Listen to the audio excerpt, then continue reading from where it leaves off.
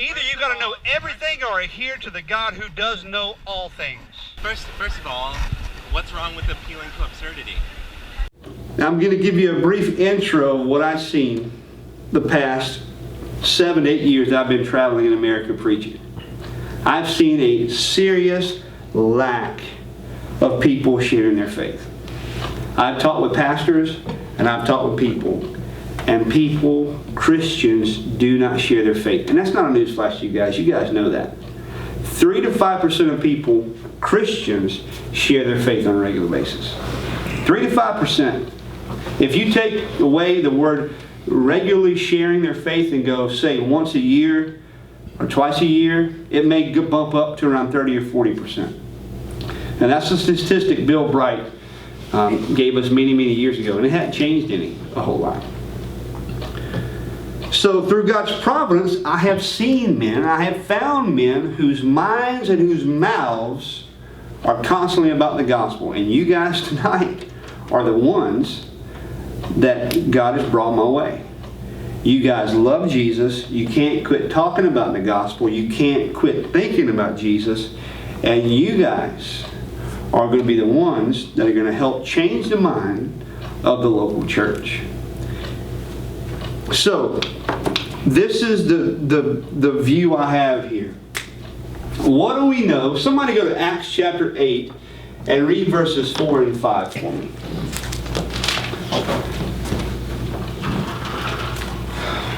Acts chapter 8, 4 and 5. Acts chapter 8, verses 4 and 5. Therefore, those who were scattered went everywhere preaching the word. All right, stop for a moment.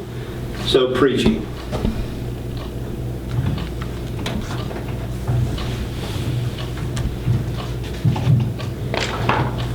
If you look at that word in the Greek, I'm not a Greek nerd, but sometimes Greek can really help. And that means to go around sharing the gospel. Okay? So everyone is called to do what? Called to do evangelism, right? Everyone is called to do evangelism. Now, does that mean everybody's an evangelist? No. Yes or no? No. No. Not everybody's an evangelist. But these people in Acts chapter 8 verse 4, they went around talking about Jesus. They went around sharing the gospel. Okay? And we can see the church is not doing that on the whole today. They're just not. Now read on, Freddie. Then Philip went down to the city of Samaria and preached Christ to them. Okay. Now that word preached, the NASB has proclaimed. This is New King James. It's a New King James? Yeah, the NASB says proclaim. This Greek word is caruso. Now, if you look up that in your lexicon, Tony, like you said you're going to buy, the lexicon will tell you that this word is to herald, to publicly proclaim, they called them criers. They physically were people who announced out loud that the gospel of Jesus Christ, they were preachers. Okay? So we have these ones that are going around talking about Jesus. The ones that are just doing evangelism. They're just going around in their daily rhythm of life and they're gossiping about Jesus. You can't shut them up. Okay? Now, I made a distinction because these are not the evangelists. Okay? So these are the ones called to evangelism. Okay? Now we have the evangelist here.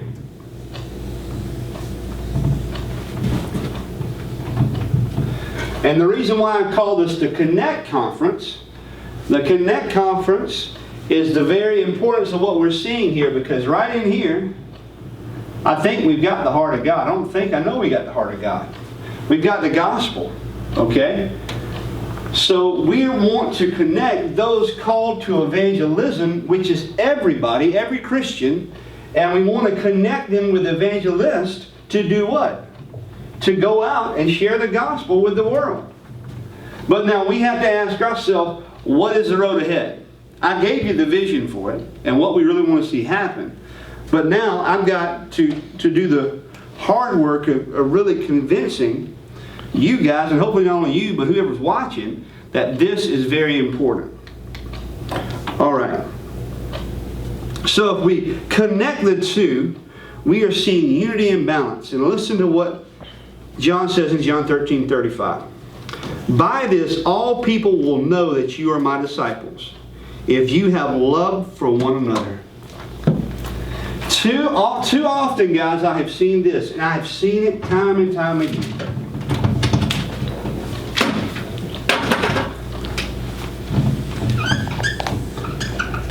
A gigantic wall. And they look, and I'm going to say us because it's us. They look at us, they're nervous, they're intimidated, they're scared. And we as evangelists, I'm just going to tip our hands, we haven't done a great job at coming and challenging them to come out with us. We have, on a whole, we've kind of separated ourselves from the average church person. But what we want to do as a ministry, we want to connect ourselves back again. Because what did John say here? By this, all people will know that you are my disciples if we love one another. Okay, so what I'm going to do now is kind of pick on both. I'm going to pick on those called to evangelism, and I'm going to pick on the evangelist. Okay? So here's what I see. The tendency of the error of the one who's called to evangelism. The majority of Christians' trouble is they serve and they give money and they do good things, but they don't share the gospel. Okay, doing good things is good. Read Matthew 5:13 through 16 for us, Tony. You are the salt of the earth. But if salt has lost its taste, how shall its saltiness be restored? It is no longer good for anything except to be thrown out and trampled under people's feet. You are the light of the world. A city set on a hill cannot be hidden, nor do people light a lamp and put it under a basket, but on a stand, and it gives light to all in the house. In the same way, let your light shine before others, so that they may see your good works, and give glory to your Father who is in heaven. Now, we see here in a glance in 16, we're going to go back and look at 13. I'm going to just comment a bit there, the last few words there in 16. Is it wrong to do good works? Is it wrong to do good things? No, it's not wrong at all. But if we are substituting that for sharing the gospel, then shame on us. But a lot of people are. And this is just me being honest with the people who are called to evangelism, which is the entire church. You know, look at 13. 13, it's all about influence. What does salt do? Salt comes into a food and it preserves it. It makes it tasteful. We are supposed to be in our culture, influencing our culture, making a difference. And doing good is a big part of that. But then we look at Matthew chapter 5, verses 14 through 15. You're the light of the world. A city set on a hill cannot be hidden. Nor does anyone light a lamp and put it under a basket, but on a lampstand, and gives it light, and it gives light to all who are in the house. Now this is, if you were to look at the word light in the New Testament, you would see John's gospel has light all over it. And it's almost every time affiliated with Jesus. Jesus being the what? The blank of the world. Jesus being the light of the world. So in this text, we have to look at this. What is the author communicating to the people who are reading? Does he want them to hide the light, or does he want them to hold the light up high? He wants them to hold the light up high. So we have a balance between going out and being influenced in our culture, serving our culture, but at the same time lifting up Christ, the light of the world, and sharing Christ with people. Amen. And that's very, very important. So there has to be a balance here. There has to be a balance of serving and influencing our culture with good deeds and doing good things, but at the same time lifting up the light of Christ and not hiding it under the bushel. And too many times people are hiding it. I mean, they're ashamed of Jesus. And I've just written an article called "What's Wrong with Me?" And it's the whole deal is that the more we build relationships with people and not share the gospel, the harder it is to share the gospel. Amen. Why not share the gospel first? Tell them who you are, your love for Jesus, share the gospel with them, and then live out through good works who you say you believe in. So I just think we need to have a shifting of our mind in this area. So the balance, we're supposed to share the gospel and let our actions back up our words. In verse 16, he lays everything out for us very clearly. Let your light shine, so let the light of the gospel, speak the gospel, live the gospel before men in such a way that they may see your good works and glorify the Father who is in heaven. See that balance and that tension in these texts? In this text here, I know I kind of went through it fast, but there's a tension between you doing good works and lifting up the light of Christ, lifting up the gospel, and speaking the gospel. Amen. So now on to, that was those called to evangelism. That's some of their error. They default over to the serving mechanism, and they put the light under the bushel, and they don't share the gospel. You can do good deeds till you're blue in the face. That's not going to lead anybody to Jesus. They may think you're a good person, but you have to open your mouth and share Jesus with people. That's good. Now the evangelist. The tendency we err on, and I'm just being honest with you, this is me looking at my own heart. Not many evangelists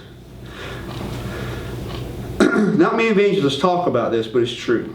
We love the herald, but we're so busy heralding the gospel that we don't do good deeds at times. You know, and that's one thing that I know that those within the church can give us a good lesson in. That's why it's so healthy to be plugged into the church. Because they're going to have the fall festival. You know what? You need to go up and help with the bouncy house.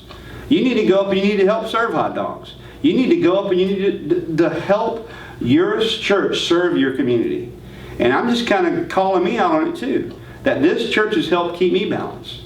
This church has kept my mind focused on my neighbor, loving my neighbor, reaching out to my neighborhood. It's not one or the other, it's both and. So that's me just kind of calling us out as evangelists. So the balance once again is to proclaim, but to be a part of the body that is challenging you to physically meet a need of another. So we see the importance of connecting these two and how it glorifies God.